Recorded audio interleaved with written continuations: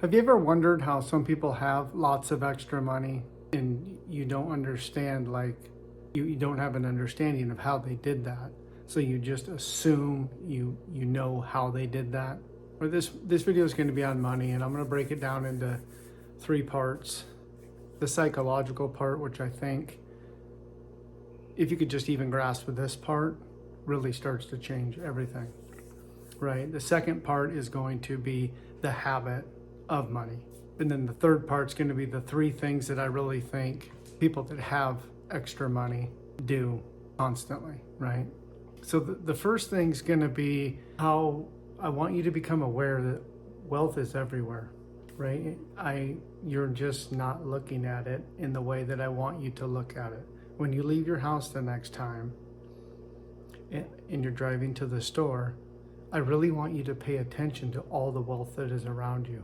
If you live in a big city, it's going to be really magnified. If you live in a little tiny small town, it's not going to be as magnified, but it's everywhere, right? If I was to get in my car right now and drive to the mall, or drive to the bank, or drive to a restaurant from my house, I am going to drive by hundreds, if not $1 billion worth of real estate.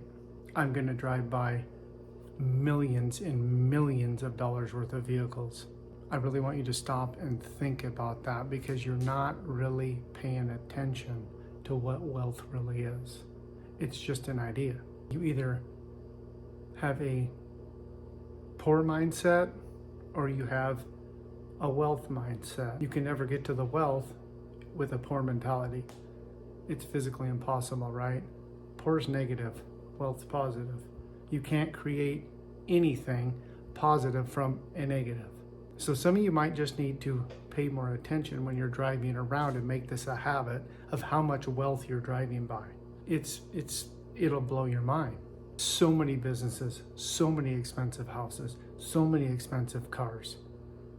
Where is all that money? How are people generating that much money, right? And you start to understand that wealth is everywhere, and it's just as readily available to you as it is to the person who actually bought the house, or bought the warehouse, or bought the gas station, or the Target, or the bank. There's no law that says you can't buy any of those, right? So I really want you to start changing the thoughts that you're having about wealth. Money is amoral. It's not good or bad, right? It's good when we do good with it, and it's bad when we do bad with it. So that's the first part, is the psychological part of understanding you're never going to generate and earn $1 million if you think that's a big number. You can never out-earn the feeling you have attached to the amount of money.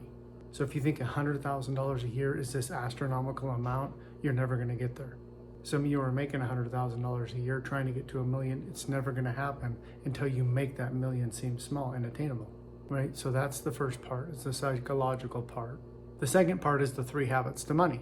The first habit that a lot of people have is they spend more than they earn. So at the end of the month, they're always going backwards.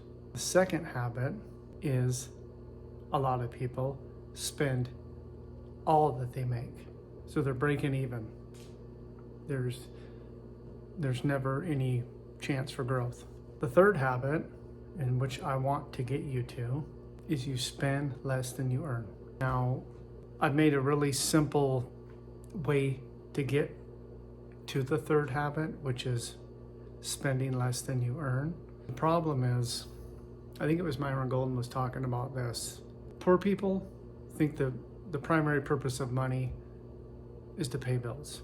Middle class people think the primary purpose of money is to pay bills on time, so they can have a good credit score, so they can go to the bank and get another loan for some other thing that they want that they can't afford, right? Wealthy people don't think of money like that. So I made a really simple way to get to where you spend less than you earn. The problem is it can affect your credit in the short term. And so a lot of people struggle with, they'd rather stay broke to keep their credit score up instead of making a drastic change to change their habit. So what I've created is, you itemize all of your expenses for the month in order from things you need, right? There's a difference between needing and wanting, right? So you write down the things from the highest need to the lowest need, right? So rent might be number one. Number two is probably food. Number three is transportation. Number four is electricity, right? Like there's things that, so you just prioritize these things however you feel they need to be prioritized, right? And then you list your money that you earn for the month. And wherever your money runs out, you draw a line. And everybody below where your money runs out, you're gonna have to call them and tell them you cannot pay them this month, next month, or the next month. You're creating a new habit. And until you get this habit created, you're just not gonna be able to pay them. And you're really sorry, but you will pay them eventually. I know, that probably sounds really dumb to a lot of you that are really worried about your credit. You're so fixated on your credit when you don't have enough money to live. Like, you have to take drastic measures if you want to get a different outcome. You have to take a different action step. You're gonna have to do something differently, right? If you're really terrified, right? This is the simplest way I've found. You can also get another job, work more hours, pick up overtime, right? There's a lot of other things you can do where you're gonna have to not be home and you're gonna have to be out working, right? This isn't the only solution. This is the easiest solution I found, where you don't have to start working anymore. You can create habits to be able to start saving money with the income that you have right now by doing this little exercise, writing it down, prioritizing it, writing down your money, and then drawing a line. And then calling everyone and telling them, I'm really sorry, but I'm changing a habit and I hope you can understand. So then in the midst of studying lots of people with money, and as I've started to have money, there's really three things that really stand out to me when I see the subtle, it is so subtle, difference between the middle class and the wealthy. If you take the money out, right, obviously it looks really crazy when you look at somebody's making $1 million a month and somebody's making $40,000 a year. I understand that. But the habit differences are subtle, right? The number one thing, I think, people that have money have extreme clarity, right? As they were in the beginning, they got really crystal clear on what they wanted. How much money did they really want, right? And there's some psychological stuff to this too. When you really start to understand the mind, and you understand that when you become crystal clear on something, you're giving your subconscious mind a target to attain. Its sole purpose is to attain the thing that's on your mind the most. So if it's $1 million or $10 million or however much it is to you, or an extra $5,000 a month or an extra $1,000 a month, whatever the number is, right? You have to give yourself a crystal clear target, and you have to be crystal clear, and you just can't say lots of money. The universe doesn't know what lots of is. It needs to be very clear. I want to earn an extra $1,000 a month. I want to double my income this year, and write out how much that would be. The second is they've taken the time to understand the difference between liabilities and assets. Your money can't create more money if you're spending it on liabilities. The liabilities take money every month from you. They don't generate any income for you. Yes, you're gonna have liabilities. It's a part of life, right? You have to eat, that's a liability. Doesn't earn you any money, but it keeps you alive so that you can start to change who you are, right? Car, you want to have decent transportation, but it's a liability. Now some of you are going to say, well, I have a 69 Camaro. Okay, that's an asset. I'll give you that. That is going to appreciate over time, right? But you really need to learn what an asset is, how to utilize an asset, and what is a good asset to put your money into to earn you more money. And then you do not want to touch that money. Then you want to let compounding take over, right? So these are all things you're going to have to open some books up or get on YouTube and start studying and learning, right? And the third thing is they are hyper focused every day on what not to buy. And I know this is the hard one that a lot of people have problems with, because you've directly linked what people think about you to a status of what you have and what you're wearing and what you're driving and what you're eating and where you're at and what vacation you took.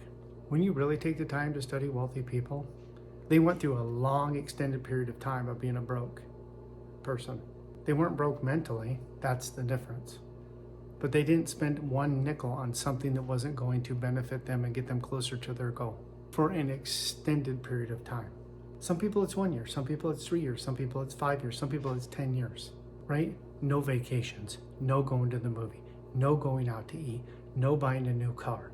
They just refused to spend money on anything that wasn't going to get them to their goal for a long period of time.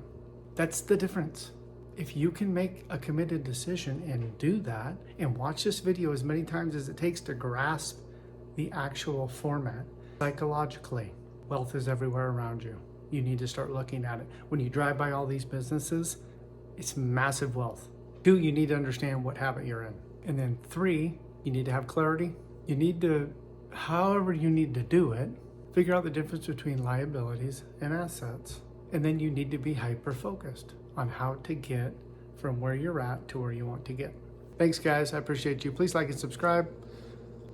Let me know if you want me to talk more about money. I will. I don't really talk about it that often because to me, you need to change all of these habits and the way you're thinking before you really start worrying about money, right? But I know money's a hot topic and everyone wants to set aside all the ways to get to that and just focus on the money. So I thought I'd at least give you simple steps to start changing your habits so you can start having more than you earn. So thanks, guys. Have a great day. Bye.